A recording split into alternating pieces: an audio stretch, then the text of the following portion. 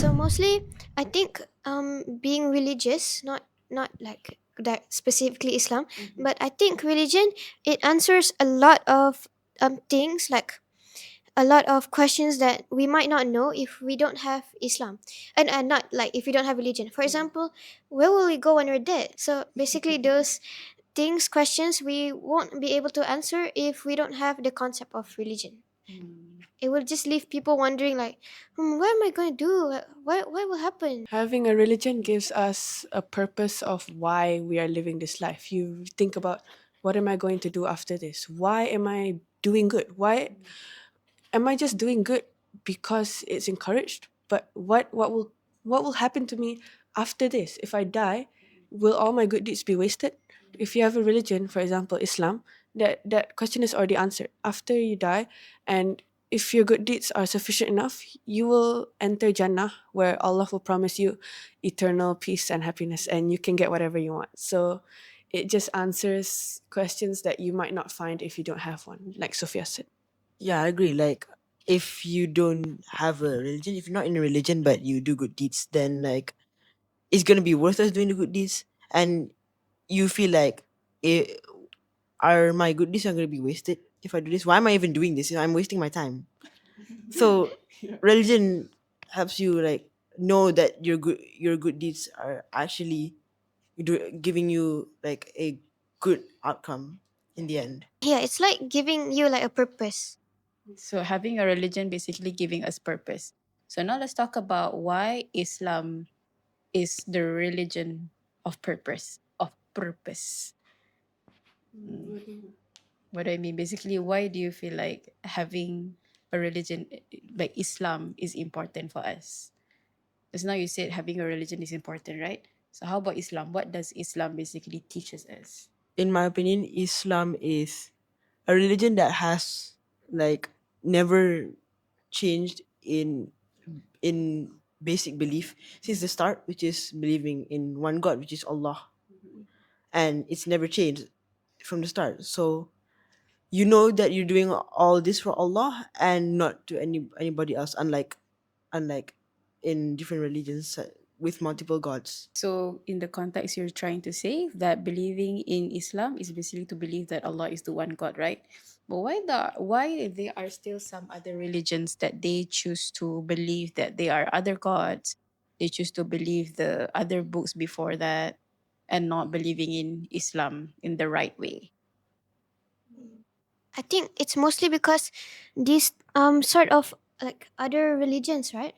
They sort of have different kind of like rules or set of rules that they follow, and people might follow this because they want to have or enjoy more like freedom. As in, for example, aurat. Some people don't really want to cover their aurat, so they might follow other religions because they just don't want to, like for benefits. Because all of us are born with fitrah, which is our spiritual compass given by Allah. Everybody has it. But in this world, our test is, are you going to stay loyal to Allah even with all these worldly pleasures and worldly like desires getting in your way? So like Sophia said, one of them is aurat. Some people, they know that their fitrah is telling them that Islam is a true religion, but they don't want to follow it, or maybe they change it because for their own personal benefit.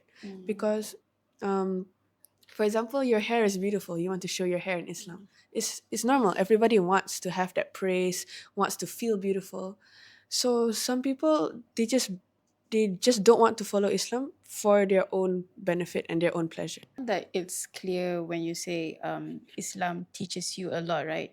So what is that one thing that Allah leave, or basically what is that one thing that Allah asked us to refer as our guidance? Yeah, the Quran, basically, Allah asked the angels to send down the Quran.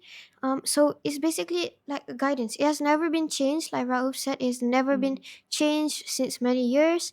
And this Quran, it has many different surahs that talk about different things that may happen in the future. This Quran, it expands on like morals, kindness, deeds, good things, like pillars of Islam. And this help us with like this guides us, right, with morals. Having the Quran is going to tell you exactly almost everything in life, right? But you see, those times back then when Allah sent down guidance for our prophet before Prophet Muhammad, right? They refer the other books like Torah, like the Injil, which is the Bible. So these people tend to choose to do it for their comfort over the truth. So they started to implement things that's not necessary to make them follow what's according to their like. So the question right now is that when do we choose what easy over what is right?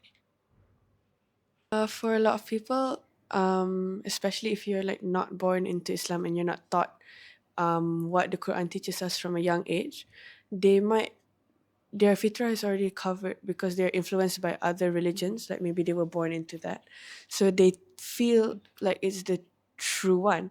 But you can actually reflect from Prophet Ibrahim's story. Although he was born into a family worshipping idols, his fitrah felt like it wasn't correct, because why are we worshipping something that we made from our own hands? So he went out of his comfort zone. He went out of what's easy to go and find what is the true God that is worthy of worship. So he thought it was the stars, it was the sun, but he soon came to the conclusion that it's not consistent. So whatever made us, our creator, is too majestic for us to comprehend.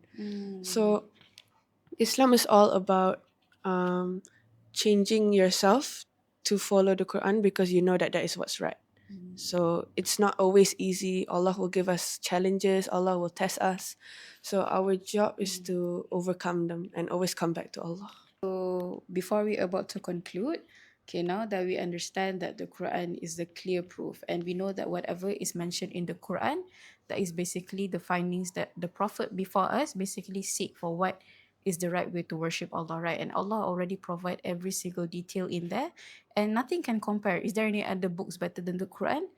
No, right? There's like Quran is the only guidance for Muslims, right? That can lead us the way towards the afterlife.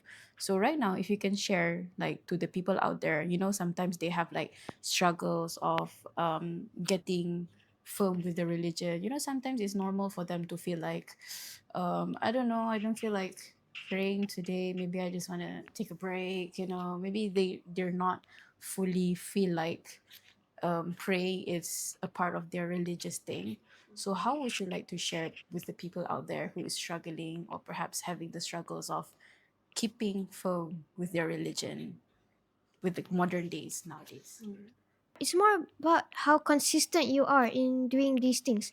You don't have to do it like you don't have to baca the entire Quran in just one rakah. You can always you just it's more like Allah values you to be consistent, to try your best to do it every day. Even if you don't really do it, if you somehow macam you feel like your iman is low, you should always try your best and be consistent, because like if you have your fitrah, like Allah will guide you and help you.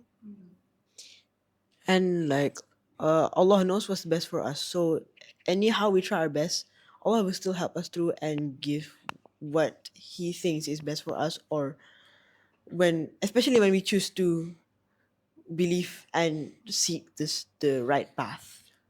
As somebody who has struggled with consistency of praying, sometimes it's very normal to feel like you're going astray or you're not on the right path. But just like as Sophia said, Allah values us trying. He already knows humans aren't perfect. This life isn't perfect. There are lots of things that will distract us along the way, but He doesn't expect us to be perfect. He doesn't expect you to memorize the entire Quran or anything. He just expects you to try. So even if you feel disheartened, just know that He's always with you, and wherever you're going, it's Allah's plan. He just wants you to try to show up. So basically, the whole conclusion you guys were saying, like, look, everything happens, Allah will be there for you, right? So coming back to the question is like, can I be a good person without being religion?